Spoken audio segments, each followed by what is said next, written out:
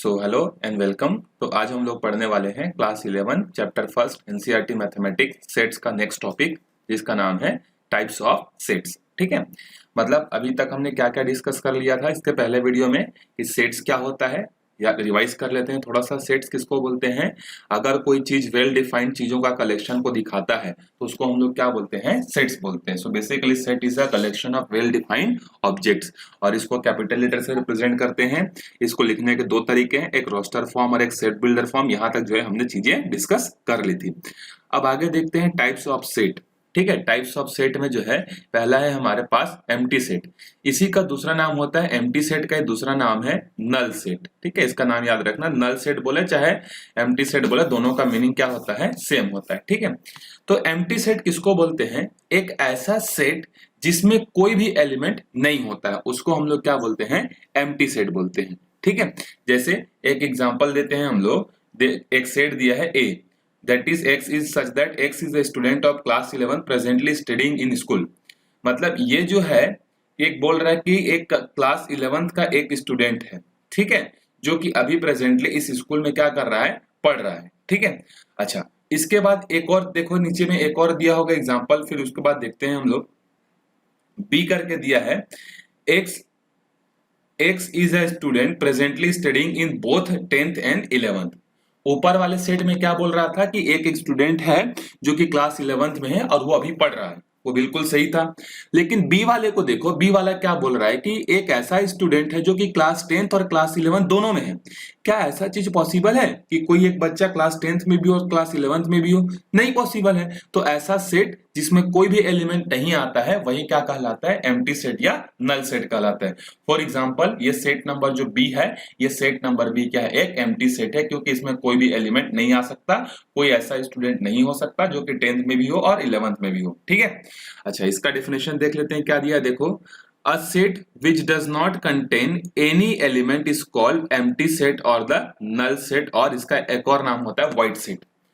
एक ऐसा सेट जिसके अंदर में कोई भी एलिमेंट प्रेजेंट नहीं होता है क्या कहलाता है? एम्प्टी सेट, नल सेट या void सेट जो है कहलाता है। ठीक है, आपको बहुत सारे एग्जांपल्स यहाँ पर दिए हुए हैं। जैसे मैं अगर आपसे पूछूं कि number of boys in girls school, तो ये क्या है? एक एम्प्टी सेट का एग्जांपल है, क्योंकि गर्ल्स स्कूल में तो कोई बॉय हो ही नहीं सकता। ठीक है, मतलब स्टूडेंट्स की बात हो रही है ना, टीचर की बात नहीं हो रही है। तो उसी तरीके से number of girls in a boys school, ये भी हो सकता है एम्प्टी सेट है, क्योंकि बॉयज स्कूल में गर्ल्स स्टूडेंट्स तो नहीं हो सकती हैं। ठीक है, तो ये सब एग्जांपल किसके हैं? Null set, void set, empty set के एग्जांपल हैं। फिर नेक्स्ट टाइप देखते हैं हम लोग, फाइनाइट सेट और इनफाइनाइट सेट। किसको फाइनाइट बोलते हैं और किसको इनफाइनाइट बोलते हैं? देखो, बड़ा इजी है। फाइनाइट का मतलब क्या होता है? देखो यहाँ पर दिया होगा हमारे पास, डेफिनेशन 2 को देखते हैं। A set which is empty or consists a definite element is called finite। मतलब कोई एक ऐसा सेट या तो वो खाली हो या उसके अंदर में कुछ डिफाइनाइट नंबर ऑफ एलिमेंट्स हो, मतलब 3 हो, 4 हो, 5 हो, 6 हो, मतलब जिनको हम लोग गिन सकते हैं। बेसिकली सिंपल मीनिंग ये है, एक ऐसा सेट जो पूरा खाली हो या फिर उसके अंदर में जो भी एलिमेंट है अगर उसकी हम लोग गिनती कर सकते हैं, काउंटिंग कर सकते हैं, तो वो क्या कहलाएगा? फाइनाइट सेट कहलाएगा। और उसके बाद अगर इसके अलावा जो सेट बचा उसको हम लोग क्या बोलेंगे? Infinite number of set, infinite sets जो है बोलेंगे। ठीक है, अच्छा, एक और चीज याद रखना, जो नल सेट होता है, नल सेट को हम लोग या तो सिंपल ऐसे फाई से डिनोट करते हैं, इस साइन का नाम होता है फाई, या फिर इसको सिंपली ऐसा करली ब्रैकेट लगाकर खोल के छोड़ देते हैं। ठीक है, मतलब कुछ नहीं लिखती इसके भीतर में। तो ये है नल सेट का रिप्रेजेंटेशन। आप कभी भी नल सेट को ऐसा नहीं दिखाओगे, ठीक है, ये गलत है, क्योंकि ये फिर सिंगलटन सेट को रिप्रेजेंट करेगा। तो या तो सेट्स को आप मतलब एम्प्टी सेट को सिर्फ ऐसी फाई लिख दो बिना ब्रैकेट लगाए, और अगर आप ब्रैकेट लगाना चाहते हो तो बिना ऐसा ब्रैकेट लगाए जो है सिर्फ और सिर्फ ब्रैकेट लगाए, ऐसा कर सकते हो। बीच में कोई एलिमेंट आपको लिखने की जरूरत नहीं है। तो इसके रिप्रेजेंटेशन में आपको ध्यान रखना है कि एम्प्टी सेट में जो है किस तरीके से लिखा जाता है। ठीक है, बढ़ते हैं आगे, अगला देखते हैं हम लोग। टाइप्स ऑफ सेट में फाइनाइट हो गया, इनफाइनाइट हो गया। अब आगे चलते हैं, यहाँ पर आपके पास एग्जांपल है कि कौन से सेट इसमें फाइनाइट है, कौन से सेट इनफाइनाइट है। आप आराम से इसको सॉल्व कर लेना, जो जो रोस्टर फॉर्म में दिया या सेट बिल्डर फॉर्म में दिया है उसको देख लेना, उसके बाद उसके एलिमेंट को काउंट कर लेना। ठीक है, चलते हैं अगले क्वेश्चन में। इक्वल सेट, दो सेट को इक्वल सेट हम लोग कब कहेंगे? ठीक है, ये भी अच्छा टॉपिक है, क्योंकि इसके बेसिस पर भी आपको क्वेश्चन मिलेंगे। दो सेट्स को आप इक्वल सेट तभी बोल सकते हो जब देखो यहाँ पर are said to be equal if they have exactly the same element. मतलब अगर सेट ए में 3 एलिमेंट हैं ए बी सी, तो जो सेट बी होगा उसमें भी 3 ही एलिमेंट होने चाहिए भैया। 4 हो जाने से ये दोनों सेट इक्वल नहीं होंगे। तो कोई दो सेट इक्वल तभी हो सकते हैं जब पहले सेट में जितने एलिमेंट हैं उतने ही नंबर ऑफ एलिमेंट इसमें भी प्रेजेंट हो। साथ ही साथ उसके अलावा इसमें जो जो एलिमेंट हैं ए बी सी है तो इसमें भी ए बी और सी होना चाहिए, भले ही ऑर्डर अलग अलग हो सकता है। ठीक है, एग्जैक्टली सेम एलिमेंट होना चाहिए और साथ ही साथ जो एलिमेंट ए में है वही एलिमेंट बी में भी प्रेजेंट होना चाहिए। फॉर एग्जांपल देखो, एक सेट हमारे पास है 1 2 3 4, इसमें टोटल नंबर ऑफ एलिमेंट कितने हैं 4। अब बी में देखते हैं 1 2 3 4, इसमें भी 4। मतलब पहला कंडीशन ये पास हो गया। पहला कंडीशन क्या था कि जितने सेट ए में एलिमेंट है उतने सेट बी में एलिमेंट होने चाहिए थे, तो यहाँ पर तो है। अच्छा, उसके बाद देखो कि क्या ए के सारे एलिमेंट्स बी में दिख रहे हैं, तो बिल्कुल दिख रहे हैं। 1 2 3 4 है, यहाँ भी 1 2 3 4 है, बस ऑर्डर क्या है अलग अलग है। समझ में आ गया? तो किसी भी सेट को आप इक्वल सेट तभी बोल सकते हो जब दोनों में नंबर ऑफ एलिमेंट सेम हो और दोनों के एलिमेंट आइडेंटिकल हो, मतलब एक दूसरे में प्रेजेंट हो। ठीक है, चलते हैं सीधे हम लोग अपने एक्सरसाइज पे, क्योंकि ज्यादा बड़ा क्वेश्चन है नहीं, हमको यहाँ से ज्यादा मतलब ऐसा नहीं कि बहुत बड़ा कॉम्प्लेक्स टॉपिक है जिसको समझना है, इजी है। टाइप्स ऑफ सेट हमने पढ़ा। एम्प्टी सेट मतलब कोई भी एलिमेंट प्रेजेंट नहीं होगा। फाइनाइट मतलब जिसके एलिमेंट्स को काउंटिंग कर सकते हैं। इनफाइनाइट मतलब जिसके अंदर के एलिमेंट्स की काउंटिंग करना पॉसिबल नहीं है। उसके बाद हमने क्या पढ़ा, फाइनाइट एंड इनफाइनाइट के बाद हमने एक और चीज पढ़ा जिसका नाम क्या था, इक्वल सेट। दो सेट को आप इक्वल तभी बोल सकते हो जब वो दो कंडीशंस को पास करे, और वो दो कंडीशंस कौन से हैं? तो पहला है कि ए में जितने एलिमेंट है उतने बी में भी होने चाहिए, और दूसरा ए में जो एलिमेंट है वही एलिमेंट किसमें होने चाहिए, बी में प्रेजेंट होने चाहिए, भले उनके ऑर्डर अलग अलग हो सकते हैं। ठीक है, move on to exercise 1.2। Let us see first question देखते हैं क्या बोल रहा है। Which of the following are example of null or finite set? ठीक है, नल सेट। मतलब इसमें से कुछ एग्जाम्पल हमको दिए हुए हैं, 3-4 क्वेश्चंस दिए हुए हैं, और इन 3-4 क्वेश्चंस को पढ़ के हमको बताना है कि इसमें से कौन कौन से जो एग्जाम्पल हैं वो नल सेट को रिप्रेजेंट कर रहे हैं। देखो, पहला क्वेश्चन है कि set of odd natural number divisible by 2। भैया, क्या कोई ऑड नंबर 2 से डिविजिबल होता है? नहीं होता। तो ये क्या है, नल सेट है। ठीक है, समझ में आ गया? क्योंकि ऑड नंबर्स जो होते हैं वो ऑड नंबर्स कब कहलाते हैं, जब 2 से डिविजिबल ही नहीं होते हैं, तभी तो उनका डेफिनेशन बना है ना ऑड नंबर करके। ठीक है, तो यहाँ पर कोई भी ऑड नंबर डिविजिबल बाय 2 नहीं होता, दैट्स व्हाई ये एक एम्प्टी सेट का एग्जांपल है। तो लिखोगे yes, it is a example of empty set. चलते हैं, set of even prime numbers. क्या ऐसे नंबर्स होते हैं जो इवन भी हो और प्राइम भी हो? आंसर है हाँ। कौन होता है? 2 एक ऐसा नंबर है जो कि इवन भी और प्राइम भी है, मतलब कम से कम एक एलिमेंट तो प्रेजेंट है ना। ठीक है, तो ये क्या है, एम्प्टी सेट नहीं है। चलते हैं अगले क्वेश्चन पे, देखो क्या बोल रहा है। x is a natural number. x एक ऐसा नेचुरल नंबर है। नेचुरल नंबर मतलब +1 2 3 4 5 से इंफिनिटी तक, और वो कैसा है, 5 से छोटा है और 7 से बड़ा है। क्या भैया मैथमेटिक्स में आज तक तुमने कभी ऐसा पढ़ा है कि कोई नंबर जो 5 से छोटा और 7 से बड़ा हो? बताओ भाई। 5 से छोटा मतलब 1 2 3 4, 7 से बड़ा मतलब 8 9 10। तो दोनों में कोई कॉमन दिख रहा है क्या, कोई सेंस बैठ रहा है क्या? नहीं। तो ये क्या है, एक एम्प्टी सेट का एग्जांपल है। ठीक है, क्योंकि कोई भी ऐसा नेचुरल नंबर पॉसिबल नहीं है जो 5 से छोटा हो और 7 से बड़ा हो एक ही कंडीशन पे, एक ही साथ नहीं हो सकते। चलो आगे बढ़ते हैं। y is a point common to any parallel lines.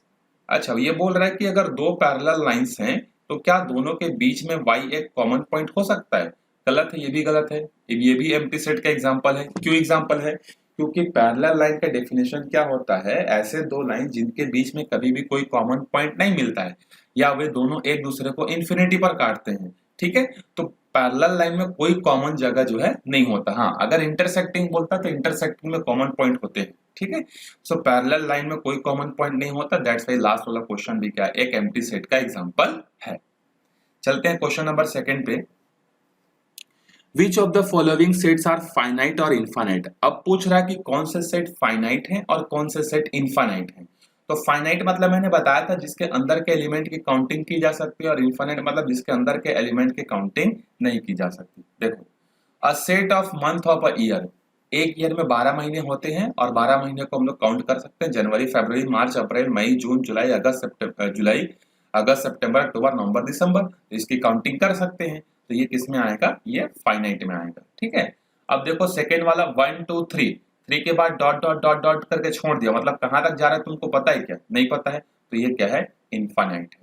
ठीक है, उसके बाद देखो थर्ड 1 2 3, बीच में डॉटेड है, टेंशन मत लेना, लेकिन 99 और 100 तो है, मतलब लास्ट एलिमेंट हमको पता तो है, भले बीच के छोड़ दिया इसने, तो ये क्या है, फाइनाइट है, क्योंकि इसके अंदर के एलिमेंट हम लोग काउंट कर सकते हैं, भले बीच का लिखा नहीं है लेकिन लास्ट हमको पता है, जबकि इसके ऊपर वाले में हमको लास्ट पता ही नहीं था, दैट्स व्हाई ये इनफाइनाइट हुआ और ये फाइनाइट हुआ। ठीक है, चलते हैं नेक्स्ट क्वेश्चन पे।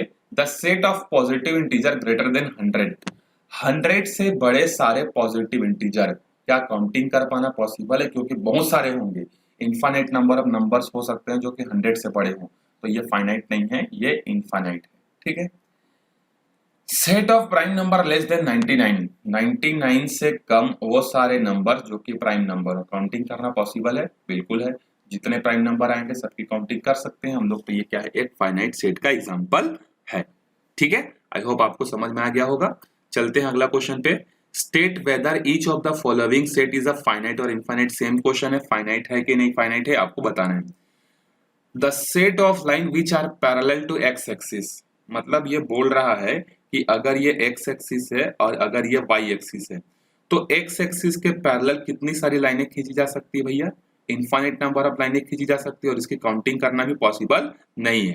तो फर्स्ट वाला क्या है, इनफाइनाइट है, क्योंकि एक्स एक्सिस के पैरेलल बहुत सारी लाइनें खींची जा सकती है। चलते हैं अगला क्वेश्चन पे। The set of letter in English alphabet, English के अल्फाबेट में बचपन से पढ़ते आ रहे हो, कितने लेटर होते हैं, 26 जो है अल्फाबेट जो है होते हैं इसमें। ठीक है, तो 26 जो है होते हैं, तो ये पता है फिक्स है, ये क्या हो जाएगा, फाइनाइट हो जाएगा। ठीक है, उसके बाद नेक्स्ट है the set of number which are multiple of 5, 5 के मल्टीपल तो बहुत सारे हो सकते हैं, 5 10 15 20 25 ऐसा करके इनफाइनाइट नंबर ऑफ हो सकते हैं। तो इसका एग्जांपल क्या होगा, इनफाइनाइट नंबर ऑफ सेट जो है वो। ठीक है, चलते हैं अगले क्वेश्चन की तरफ। Set of animal living on the earth, इस अर्थ पर रहने वाले जो लिविंग ऑर्गेनिजम्स हैं, क्या उसकी काउंटिंग कर पाना पॉसिबल है, आंसर है नहीं। अभी तक हमको लगभग कितना पता है, 16 मिलियन जो है स्पीसीज के बारे में पता है, लेकिन इसके अलावा और भी तो एनिमल्स हो सकते हैं, तो वो क्या हो जाएगा, इनफाइनाइट हो जाएगा। ठीक है, तो ये हो जाएगा इनफाइनाइट। अगला है the set of circle passing through origin, मतलब ओरिजिन से पास होने वाले कितने सर्कल बन सकते हैं, मतलब जिनका सर्कल का सेंटर ओरिजिन हो, तो ऐसे इनफाइनाइट नंबर ऑफ सर्कल बन सकते हैं। ठीक है, तो ये भी क्या है, एक इनफाइनाइट का जो है एग्जांपल है। आई होप आपको समझ में आ गया होगा।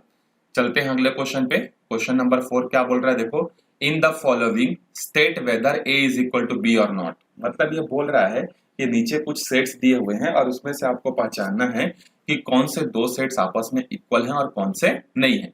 तो मैंने आपको समझाया था कि दो सेट इक्वल तभी हो सकते हैं, कब हो सकते हैं भैया, जब जिसमें मतलब ए वाले सेट में जितने नंबर ऑफ एलिमेंट्स हैं उतने नंबर ऑफ एलिमेंट्स किसमें होने चाहिए, बी में भी होने चाहिए, और ए के भीतर में जो जो एलिमेंट दिख रहे हैं वो सब एलिमेंट हमको बी में भी दिखने चाहिए, उनके आइडेंटिकल होने चाहिए, भले ही ऑर्डर अलग अलग हो सकता है। ठीक है, चलते हैं पहला क्वेश्चन पे। देखो, एक सेट दिया है ए में कितने एलिमेंट है, 4, इसमें कितने एलिमेंट है, 4, चलो पहला एग्जाम तो पास कर गया। सेकेंड देखते हैं, इसमें ए बी सी डी है, तो क्या इसमें ए बी सी डी है, ए है, बी है, सी है, डी है, बिल्कुल है, भले ही ऑर्डर अलग अलग है, तो लिखोगे first is a equal set, A is equal to B. Second देखते हैं, इसमें कितने एलिमेंट है, 4, इसमें कितने एलिमेंट है, 4, पहला एग्जाम पास कर गया।